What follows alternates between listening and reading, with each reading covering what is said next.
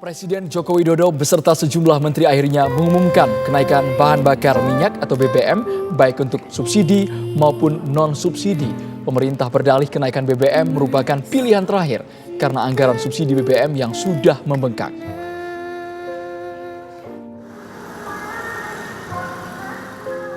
Pemerintah memutuskan menaikkan harga BBM bersubsidi Pertalite dari Rp7.650 per liter menjadi Rp10.000 per liter. Solar subsidi dari Rp5.150 per liter menjadi Rp6.800 per liter. Sedangkan Pertamax non-subsidi dari Rp12.500 per liter menjadi Rp14.500 per liter. Kenaikan harga ini berlaku sejak pukul 14.30 waktu Indonesia Barat atau 1 jam setelah diumumkan. Menteri Keuangan Sri Mulyani menyebutkan alasan kenaikan BBM berdasarkan perhitungan ICP dunia. Masyarakat saat ini bertanya karena harga minyak dalam sebulan terakhir agak mengalami penurunan. Kami terus melakukan penghitungan dengan harga minyak ICP yang turun ke $90 sekalipun, maka subsidi masih akan atau harga rata-rata 1 tahun ICP itu masih di 98,8 atau hampir $99, atau kalaupun harga minyak turun sampai di bawah 90, maka keseluruhan tahun rata-rata subsidi rata-rata ICP Indonesia masih di $97. Presiden Joko Widodo menegaskan anggaran subsidi dan kompensasi BBM meningkat hingga 3 kali lipat. 486. Selain itu, Presiden juga menyatakan subsidi BBM lebih banyak dinikmati kelompok masyarakat mampu. Anggaran subsidi dan kompensasi BBM tahun 2022 telah meningkat 3 kali lipat dari 152,5 triliun menjadi 502,4 triliun rupiah, dan itu akan meningkat terus.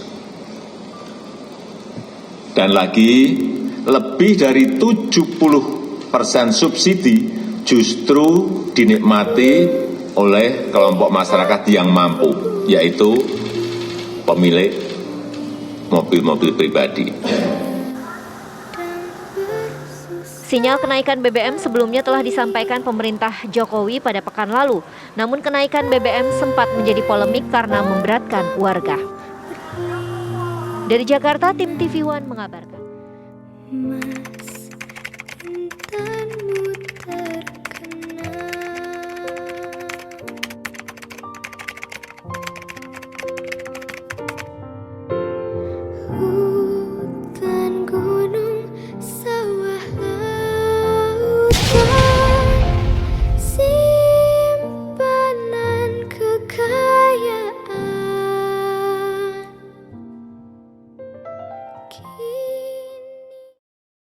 Yang kedua, ini yang jarang dimanfaatkan teman-teman.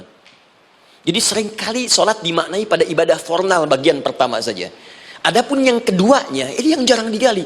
Padahal sekali saja dalam sehari, itu 5 kali Allah menunggu kita. Ternyata sholat itu satu-satunya wasilah ibadah yang disebutkan dalam Al-Quran untuk langsung memohonkan semua kebutuhan yang kita rasakan. Bahkan sebelum kita diminta sholat, itu kalimat pertamanya bukan ibadahnya. Kata Allah, kau punya masalah apa? Sedang butuh apa? Sedang punya problem apa? Buka Quran surah kedua Al-Baqarah ayat ke-45 sampai 46. Paling kanan pertengahan di usad. Wasta'inu bis-sabri was-salah. Perhatikan kalimatnya, indah sekali. Ya Allah menempatkan sholatnya bagian kedua. Kata Allah, wasta'inu, hei hambaku, jika kalian punya persoalan dalam kehidupan, maka perhatikan kalimatnya baik-baik. Wasta'inu, mintakan solusinya kepadaku. Jadi kalau sedang punya masalah, bukan bikin status, gak akan selesai. Sedang eksplorasi minyak, gak keluar-keluar, bikin status. Duh, susah sekali yang ngebornya. Gak akan selesai. Jalan macet, bikin status. Jakarta macet, ya gak akan selesai. Ya, Apa yang harus dilakukan? Kata Allah, jika Anda beriman kepadaku, yakin denganku, maka wasta'inu, punya persoalan minta kepada Allah. Caranya bagaimana? Satu, bisabri, terima dulu masalah itu, jangan dikeluhkan. Kaidah lain muncul, karena mustahil saya akan titipkan persoalan kalau tidak Anda mampu mengatasinya. Kaidah Quran surah kedua ayat 286, kita hafal ayatnya. La yukallifullahu nafsan illa usaha. Perhatikan kaidahnya. Allah tidak mungkin menguji seorang hamba di luar batas kemampuannya. Jadi kalau kita sedang punya ujian di rumah kah, pekerjaan kah, kehidupan sosial kah, sebesar apapun ujian itu, kata Allah, memang karena Anda yang sanggup. Kalau nggak sanggup nggak akan diuji. Di ujian itu berbanding lurus dengan kemampuan. Mustahil seorang hamba diuji di luar batas kemampuannya. Jadi kalau Anda sekarang pun sedang punya masalah sebesar apapun, kata Allah, memang cuma kamu yang sanggup, yang lain tidak. Maka jangan mengeluh. Jangan Anda katakan, ya Allah, why me? Kenapa saya? Kata Allah, why not? Memang kamu yang mampu, yang lain tidak. Nah, ketika Anda bisa menerima itu dengan sabar, baru datang kalimat kedua, wassalah. Kemudian datang tunaikan sholat dan mintakan solusi kepadaku lewat sholat. Ya, sedikit ya, lihat sini. Saya berikan sedikit uraian Al-Quran. Saya boleh menulis sini? Boleh ya? Ibu, maaf, agak jauh. Ibu kelihatan ini? Oh, belum saya tulis. Bagaimana bisa kelihatan? Luar biasa. Cuma di Pertamina belum ditulis sudah kelihatan. Maaf, lihat sini. Wasta'inu. Baik, ya. Saya ingin sedikit sekali. Ini redaksi Quran itu indah sekali diksinya. Wasta'inu. Lihat sini. Kata Allah, jika Anda punya persoalan dalam hidup, maka mintakan solusi. Terima dulu masalahnya dengan sabar, karena kita dipercaya oleh Allah. Gini cara memahaminya. Allah aja percaya dengan kita. Masa kita nggak percaya diri? Allah yakin dengan kita mampu. Masa kita nggak yakin? Terima dengan sabar. Kemudian wassalah, mintakan solusinya lewat salat. Kata perintahnya dibuka dengan kalimat wasta'inu. Kalau kita ingin rubah kata perintah ini, fi'il amr, ingin dirubah ke dalam bentuk permohonan, minta, maka rubah kalimatnya menjadi nasta'in. Lihat, nasta'in. Baik, wasta'inu, kata Allah, kalian punya persoalan, ayo minta solusi padaku. Terus kita pengen minta, ya Allah, kami ingin minta. Maka dalam bahasa Arab, kalau kita ingin merubah kalimat ini ke dalam bentuk permintaan, kita katakan nasta'in. Saya tanya pada Anda, pernah nggak dalam sholat kita mengucapkan kalimat nasta'in? Ada? Masih ingat? Baik, apa kalimatnya?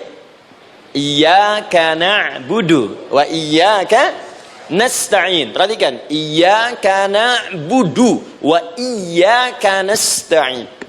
Iyyaka na'budu, iyyaka, ya Allah, engkau perintahkan aku untuk ibadah. Maka sekarang aku ibadah, sholat, hanya kepadamu saja. Kan kata Allah, kamu sholat. Terus kita katakan, iyyaka na'budu. Sekarang kami sholat, ya Allah. Nama lain sholat itu ibadah. Kalau kita ibadah, na'budu. Dari mana tahunya nama lain sholat ibadah? Quran surah ke-20 ayat ke-14. Fa'budni wa aqimis sholat li dzikri. Ibadah kepadaku, caranya sholat. Maka saat sholat kita katakan, iyyaka na'budu. Ya Allah, engkau perintahkan aku untuk ibadah. Sekarang aku ibadah. Wa iyyaka nasta'in. Dan sekarang aku sedang punya persoalan, ya Allah. Aku punya masalah. Aku punya problem. Dan aku yakin hanya engkau yang pasti akan menyelesaikannya. Ketika Anda mengatakan, iyyaka nasta'in, perhatikan hadis qudsinya. Hadisnya qudsi. Ya. Al-Imam Al-Bukhari meriwayatkan, Imam Muslim meriwayatkan, An-Nasa'i meriwayatkan dari sahabat Abu Hurairah radhiyallahu ta'ala anhu. Ada lagi yang dari sahabatnya Anas bin Malik. Perhatikan kalimatnya.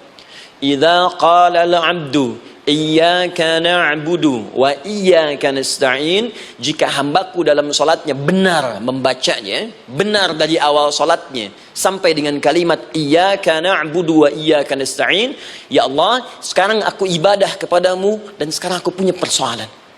Aku mohonkan solusinya darimu. Kata Allah, hadza baini wa baina 'abdi. Ini perjanjian antara aku dengan hambaku. Wali 'abdi. Hadisnya qudsi. Wali abdi, kalau hambaku benar salatnya sampai kalimat ini, masa'alah, apapun yang dia minta sekarang, aku akan kabulkan. Aku akan kabulkan. Pertanyaan saya, berapa di antara kita yang salat sampai detik ini ribuan kali ruku dan sujud yang memanfaatkan momentum ini untuk memohon? Siapa di antara kita yang ketika sholat memohon kepada Allah solusi? Jangan-jangan selama ini sholat itu hanya menjadi formalitas saja. Takbir, ruku, sujud, salam, selesai. Takbir, ruku, sujud, salam, selesai. Padahal Allah sudah menunggu hambaku, kamu itu punya masalah apa? Makanya setiap waktu dibagi 5 supaya hidup kita ringan. Subuh ke zuhur punya masalah, zuhur sholat. Begitu kita mohon, tuntas masalah itu. Zuhur ke asar punya persoalan, asar sholat. Dijawab oleh Allah, tuntas persoalan itu. Karena itu semua nabi dan rasul, bahkan orang soleh, ketika punya persoalan dalam hidupnya, even itu hanya menulis karya ilmiah, maka mereka akan memulai dengan sholat dan minta kepada Allah Subhanahu Wa Taala. Teman-teman kenal Nabi Zakaria? Bagus. Baik, di sana belum tulis, sudah kelihatan. Sini kenal Nabi Zakaria, alhamdulillah. Tapi nggak apa-apa. Saya ke Sukabumi, Pak. Ada yang kenal Fir'aun? Kenal Fir'aun, kenal, bagus. Sukabumi hubun dunia, suka itu hubun, bumi itu dunia. Baik. Teman-teman, Nabi Zakaria itu diuji oleh Allah. Maaf, belum punya keturunan. Dan semua nabi punya ujian. Jadi jangankan kita, nabi aja yang jelas surganya punya ujian. Ya, Anda pernah sakit, Nabi Ayub sakitnya lebih parah dari kita. Ya, Anda di keluarga belum ada keturunan, Nabi Zakaria pernah lebih daripada kita. Sampai rambutnya memutih, fisiknya sudah letih, dan menurut medis, maaf sekali, istrinya divonis tidak mungkin punya keturunan, monofus dan mandul, mustahil. Secara klinis gak mungkin, secara medis tidak mungkin. Maka Allah tunjukkan satu isyarat yang sangat luar biasa. Jika Anda mendapati situasi makhluk mengatakan ini mustahil dan sudah angkat tangan, ini tanda pertama dari Allah, langsung tinggalkan pendapat manusia, langsung memohon kepada Allah.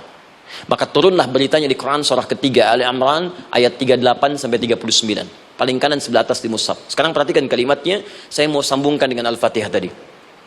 Hunalika da'a Zakaria rabbah. Di mihrabnya Nabi Zakaria salat bermohon kepada Allah. Qala rabbi habli min ladunka dzurriyyatan thayyibah. Kemudian ia berdoa, Rabbi habli, ya Allah yang maha memberi tanpa batas. Ini adab pertama, kalau teman-teman mau berdoa, sebut nama Allah sesuai dengan hajat kebutuhan kita.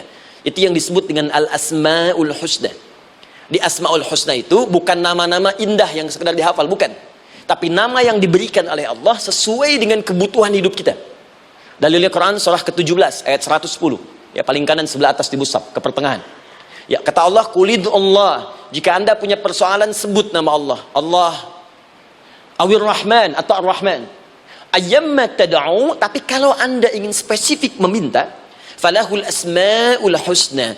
Pilih nama Allah, ia punya nama-nama yang indah sesuai kebutuhan kita. Jadi kalau teman-teman misalnya minta kelancaran rezeki, sebut ya Allah ya Razzaq. Anak mau ujian, ya Allah ya Al-Alim.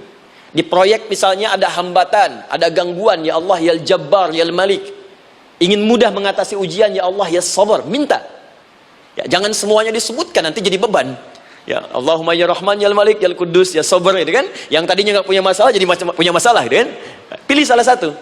Nah, jika Anda ingin memohon pada satu hal yang mustahil menurut manusia, maka minta dengan menyebut nama Allah yang memberi tanpa batas, mustahil di dalamnya. Nama Allah tersebut namanya Wahhab. Wahhab. Ya Allah, ya Wahhab. Al-Wahhab. Kalau kita rubah dalam bentuk permintaan, maka singkat kalimatnya dengan hab. Hab. Untuk sendiri habli, untuk banyakkan hablana. Rabbana hablana min azwajina wa dzurriyyatina qurrata a'yun. Nabi Zakaria minta karena sendiri yang mengalami situasi itu, maka beliau katakan, Rabbi habli. Ya Allah, habli min ladunka. Ya Allah yang tak punya batas dalam pemberian. Mereka mengatakan aku tak akan punya keturunan. Mereka mengatakan mustahil aku punya anak. Dan aku yakin kau memberi batas tanpa memberikan pemberian tanpa batas. Aku mohon darimu saja. Darimu saja. Dzurriyyatan thayyibah, keturunan-keturunan terbaik. Innaka sami'ud du'a. Engkau pasti mendengar doa saya. Kalau pada yang maha memohon saja, maha mendengar saja tidak mengabulkan, lantas kepada siapa lagi aku mesti minta? Tapi poinnya bukan itu. Poinnya adalah ini disampaikan oleh Nabi Zakaria dalam keadaan sedang sholat. Mesti berdiri dalam sholatnya. Dalam bahasa Arab berdiri disebut dengan qaimun, qaim, berdiri. Sedang sholat disebut dengan yusolli.